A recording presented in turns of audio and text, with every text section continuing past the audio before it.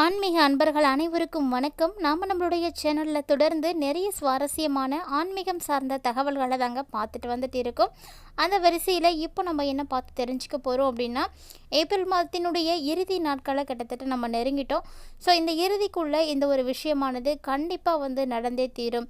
அதுவும் மீனம் ராசி நேயர்கள் என்னென்ன விஷயத்தில் கவனமாக இருக்கணும், ராசி அடிப்படையில் எப்படிப்பட்ட பலன்கள் உங்களுக்கு கிடைக்க போகுது, நட்சத்திர ரீதியாக என்ன மாதிரியான பலன்கள் கிடைக்குது, இருந்தாலுமே ஏற்படக்கூடிய பாதிப்புகள் குறைய நீங்கள் செய்யக்கூடிய வழிபாட்டு முறைகள் என்ன, எளிமையான பரிகாரங்கள் என்ன அப்படின்றது எல்லாமே இந்த பதிவில் நம்ம தெரிஞ்சுக்க போகிறோங்க. வீடியோக்குள்ளே போகிறதுக்கு முன்னாடி நீங்கள் இன்னும் நம்ம சேனலை சப்ஸ்கிரைப் பண்ணாமல் இருக்கீங்க அப்படின்னா மறக்காமல் சேனலை சப்ஸ்கிரைப் பண்ணிக்கோங்க. கூடவே பக்கத்தில் இருக்கிற பெல் ஐக்கானையும் கிளிக் பண்ணிக்கோங்க. அப்போ தான் நாங்கள் போடக்கூடிய வீடியோக்கள் எல்லாமே உங்களுக்கு நோட்டிஃபிகேஷனாக உடனுக்குடன் வந்தடையும். நீங்களும் பார்த்து பயன்பெறலாம். வாங்க வீடியோக்குள்ளே போகலாம். பொதுவாக ஒவ்வொரு ராசிக்காரர்களுடைய வாழ்க்கையிலும் நிகழக்கூடிய மாற்றங்கள் அப்படிங்கிறது அந்தந்த மாதத்தில் இருக்கக்கூடிய கிரக அமைப்புகளை பொறுத்து தான் இருக்கும். ஸோ அது மட்டும் இல்லாமல் அந்த மாதத்தில் என்ன மாதிரியான கிரக பெயர்ச்சிகள் இருக்குது அப்படின்றதும் கண்டிப்பாக நம்ம பார்க்கணும். அப்படி பார்க்கையில் மீனராசி நேயர்கள், அதாவது பூரட்டாதி 4ஆம் பாதம், உத்திரட்டாதி, ரேவதி ஆகிய நட்சத்திரங்களை எல்லாம் உள்ளடக்கிய மீனராசி நேயர்களுடைய கிரகநிலைகள் எப்படி இருக்குது அப்படின்னு பார்த்தோம்னா, ராசியில் ராகு பகவானும் சுக்கிர பகவான் வக்ரம் பெற்றும், சூரிய பகவானும் தனவாக்கு குடும்பஸ்தானத்தில் சந்திர பகவானும், தைரிய வீரியஸ்தானத்தில் குரு பகவானும், சுகஸ்தானத்தில் செவ்வாய் பகவானும், கலஸ்திரஸ்தானத்தில் கேது பகவானும், அயன சயன போகஸ்தானத்தில் புதன் பகவானும், சனி பகவானும் வலம் வந்துட்டுருக்காங்க. மேலும் இந்த மாதத்தில் கிரக மாற்றங்கள் இருக்கா அப்படின்னா கண்டிப்பாக இருக்குங்க. ஒரு மாதம் அப்படின்றது ஆரம்பமாகுது அப்படின்னா மாத கிரகங்கள் நிச்சயமாக அந்த மாதத்தில் பயிற்சி ஆவாங்க. ஸோ பார்த்தீங்கன்னா இந்த மாதம் 7ஆம் தேதி அன்னைக்கு உங்களுக்கு செவ்வாய் பகவான் சுகஸ்தானத்தில் இருந்து பஞ்சமஸ்தானத்துக்கு மாறிட்டார். அடுத்ததாக 10ஆம் தேதி அன்னைக்கு புதன் பகவானும் மாறியிருந்தார். அதாவது இவர் பார்த்தீங்கன்னா அயன சயன போகஸ்தானத்தில் இருந்து ராசிக்கு மாறியிருந்தார். அடுத்ததாக 14ஆம் தேதி அன்று நவ கிரகங்களின் தலைவனாக இருக்கக்கூடிய சூரிய பகவான் ராசியில் இருந்து தனவாக்கு குடும்பஸ்தானத்துக்கு மாறியிருந்தார்.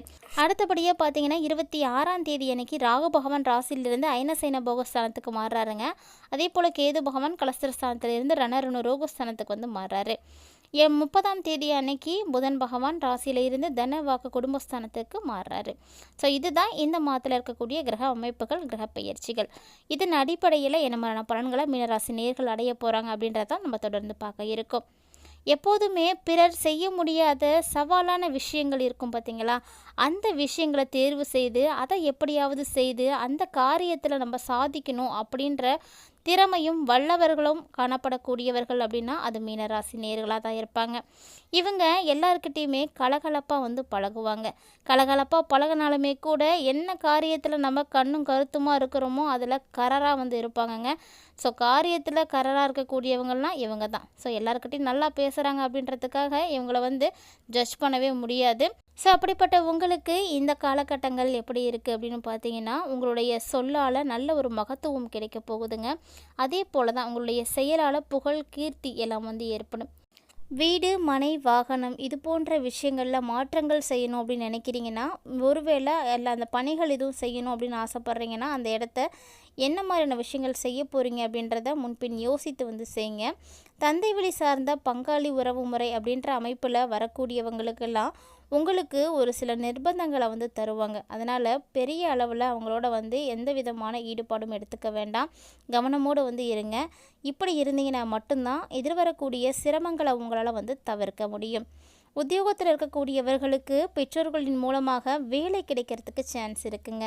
அதோட உங்களுடைய வேலை செய்யக்கூடியவங்ககிட்டையும் நீங்கள் கொஞ்சம் அனுசரணையாக போகணும்.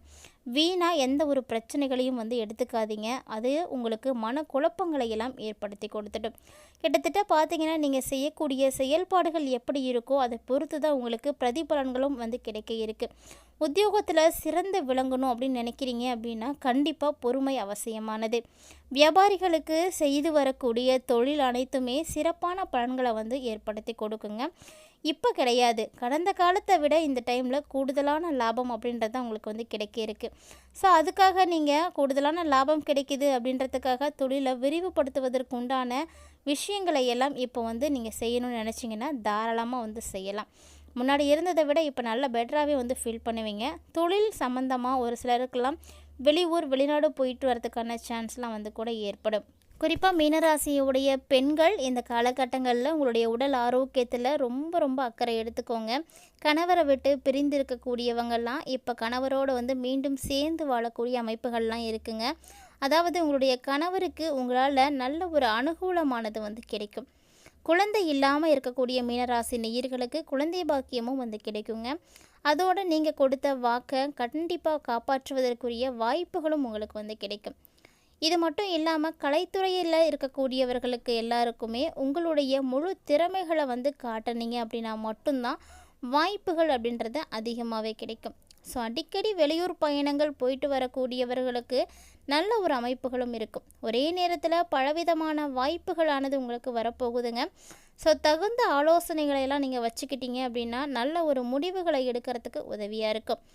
அரசியலில் இருக்கக்கூடியவர்களுக்கு மதிப்பு மரியாதை எல்லாமே உயர ஆரம்பிக்குங்க. மேலும் உங்களுக்கு ஏற்படக்கூடிய போட்டிகள் அப்படின்றது எவ்வளவு இருந்தாலுமே அதெல்லாம் உங்களால் சமாளிக்க முடியும். இந்த டைமில் உங்களுக்கு எதிர்பார்க்காத பதவி உயர்வுகள் கிடைப்பதற்கும் நிறைய வாய்ப்புகள் எல்லாம் இருக்குது. அது மட்டும் இல்லைங்க, அரசியல்வாதிகளாக இருக்கக்கூடிய நீங்கள் தொண்டர்களுக்கு உங்களால் முடிந்த அளவுக்கு உழைக்கக்கூடிய பாக்கியத்தை வந்து கொடுங்க.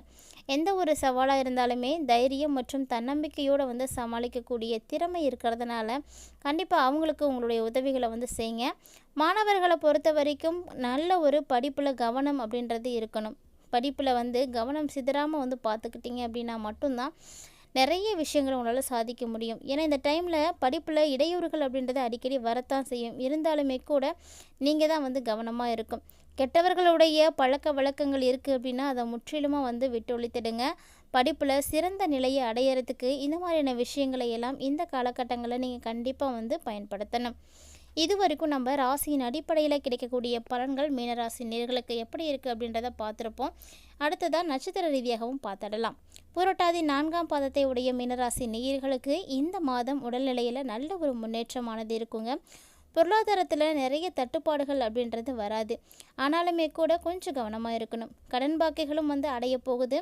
பூர்வீக சொத்துக்களில் இருக்கக்கூடிய வில்லங்கங்கள் எல்லாம் நீங்கள் ஆரம்பிக்கும். இந்த காலகட்டங்களில் புதுசாக தொழில் தொடங்கணும் அப்படின்னு நினைக்கிறீங்கன்னா அதுக்கான திட்டங்கள் கூட நிறைவேற ஆரம்பிக்கும். வியாபாரிகள் கொள்முதல் சரக்குகளை எல்லாத்தையுமே நல்ல விலைக்கு வந்து விற்பீங்க. கணவன் மனைவி ஒற்றுமையும் சூப்பராகவே இருக்குங்க.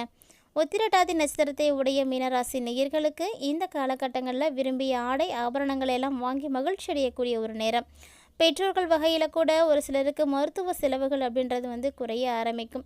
வீடு வாங்கிறதுக்கான வாய்ப்புகள் கிடைக்குங்க. கண்டிப்பாக பயன்படுத்துங்க. தொழிலதிபர்களெல்லாம் நல்ல லாபத்தை வந்து பார்க்க முடியும். வியாபாரிகளுக்கு புதுசாக கிளைகள் தொடங்கிறதுக்கான வாய்ப்புகள் கிடைக்கும். அரசியல் பிரமுகர்களை இழந்த செல்வாக்கையெல்லாம் மீண்டும் வந்து பெறுவீங்க. ரேவதி நட்சத்திரத்தை உடைய மீனராசி நேயர்களுக்கு இந்த ஏப்ரல் மாதத்தினுடைய இறுதி நாட்களில் புத்துணர்வு அப்படின்றது இருக்கும். பணவரவும் உங்களுக்கு வந்து இருக்குங்க. இருந்தாலுமே உங்களுடைய தேவைகளை உங்களால் வந்து நல்லபடியாக வந்து நிறைவேற்றிக்க முடியும். இது வரைக்கும் நண்பர்களிடமிருந்து வந்த சண்டை சச்சரவுகள் பிணக்குகள் எல்லாமே வந்து நீங்கி அவங்களோட பாசமாக நீங்கள் வந்து பழக ஆரம்பிப்பீங்க. தடைப்பட்டு வந்த சுபகாரிய நிகழ்ச்சிகள் கூட இனி வந்து உங்களுக்கு நடக்க ஆரம்பிக்கும். இதுபோல் ஒவ்வொருவருக்குமே ராசியின் அடிப்படையிலும் சரி நட்சத்திர அடிப்படையிலும் சரி என்ன மாதிரியான பலன்கள் கிடைக்க போகுது அப்படின்றத நீங்கள் தெளிவாக பார்க்கறதுக்காக கண்டிப்பாக நம்ம சேனலோட வந்து இணைந்திருங்க. மேலும் மீனராசி நேயர்களுக்கு இந்த வரக்கூடிய மீதம் இருக்கக்கூடிய நாட்களும் வந்து சிறப்பாக இருக்க கண்டிப்பாக நீங்கள் செய்யக்கூடிய எளிமையான வழிபாட்டு முறைகள் என்ன அப்படின்னா வியாழக்கிழமை தோறும் அருகில் இருக்கக்கூடிய ஆலயங்களுக்கு சென்று அங்கே இருக்கக்கூடிய நவகிரகங்களுக்கு நீங்கள் நெய்தீபம் ஏற்றி வழிபாடுகள் செய்து அர்ச்சனை செய்துட்டு வாங்க. ஸோ இது மாதிரி செய்கிறதுனால கண்டிப்பாக உங்களுக்கு ஏற்படக்கூடிய தடைகள் எல்லாமே வந்து விலக ஆரம்பிக்கும். ஆன்மீக ரீதியாக இது போன்ற பரிகாரங்களை எல்லாம் செய்வது அப்படிங்கிறது ரொம்ப நல்ல பலன்களை உங்களுக்கு வந்து கொடுக்குங்க. கட்டாயமாக உங்களுடைய ராசியின் அடிப்படையில் நட்சத்திர அடிப்படையில் கிரக அமைப்புகளை சார்ந்து கொடுக்கக்கூடிய பரிகாரங்களாக இது இருக்கிறதுனால மிஸ் பண்ணாமல் வந்து செய்யுங்க. எப்போதுமே எந்த ஒரு பிரச்சனையாக இருந்தாலும் அதற்கு தீர்வு அப்படின்றது இருக்கும் இல்லையா? அது மாதிரி தாங்க எந்த ஒரு ப்ராப்ளம் இருக்குது அப்படின்னாலும் அதனுடைய தாக்கத்தை குறைக்கிறதுக்கு ஆன்மீக ரீதியாக செய்யக்கூடியது தான் இந்த வழிபாட்டு முறைகள் பரிகாரங்கள் எல்லாம். ஸோ இது மாதிரியான விஷயங்களை செய்யும் பொழுது கண்டிப்பாக கவனமாக செய்யணும் மற்றும் நம்பிக்கையோடு வந்து செய்யணும். நம்பிக்கை இல்லாமல் நீங்கள் செய்யக்கூடிய எந்த ஒரு காரியத்திலுமே உங்களுக்கு பலன்கள் கிடைக்காது. அதுவும் குறிப்பாக ஆன்மீக ரீதியாக அப்படின்றது நம்பிக்கை மட்டுமே வந்து நிறைந்திருக்கக்கூடிய விஷயம். ஸோ நம்பிக்கையோடு நீங்கள் வந்து பார்த்து பயன்பெறுங்க. மேலும் இது போல் நிறைய இன்ட்ரெஸ்டிங்கான நியூஸ் எல்லாம் தொடர்ந்து பார்க்குறதுக்காக நம்ம சேனலை சப்ஸ்கிரைப் பண்ணிக்கோங்க. தொடர்ந்து ஃபாலோ பண்ணுங்கள். வீடியோ பிடிச்சிருந்தால் லைக் பண்ணுங்கள், ஷேர் பண்ணுங்கள், மறக்காமல் கமெண்ட் பண்ணுங்கள். இது போல் நிறைய இன்ட்ரெஸ்டிங்கான சுவாரஸ்யமான தகவல்களை எல்லாம் உங்களுடைய நண்பர்களும் உறவினர்களும் பார்த்து பயன்பெறணும் அப்படின்னு நீங்கள் விருப்பப்படுறீங்கன்னா மறக்காமல் இந்த வீடியோ பதிவை அவங்களோட வந்து ஷேர் பண்ணிக்கோங்க. அவர்களும் பார்த்து பயன்பெறட்டும். கூடவே நம்மளுடைய சேனலில் இது மட்டும் இல்லாமல் இது போல் நிறைய இன்ட்ரெஸ்டிங்கான நியூஸ்லாம் புதுசாக தினந்தோறுமே பதிவேற்றம் செய்துட்டு தான் இருக்கும். அதையெல்லாம் கூட நீங்கள் தொடர்ந்து பார்க்குறதுக்கு சேனலோட வந்து இணைந்திருங்க. மீண்டும் இது போல் சுவாரஸ்யமான தகவல்களோட மற்றொரு ஆன்மீக பதிவில் சந்திக்கலாம்.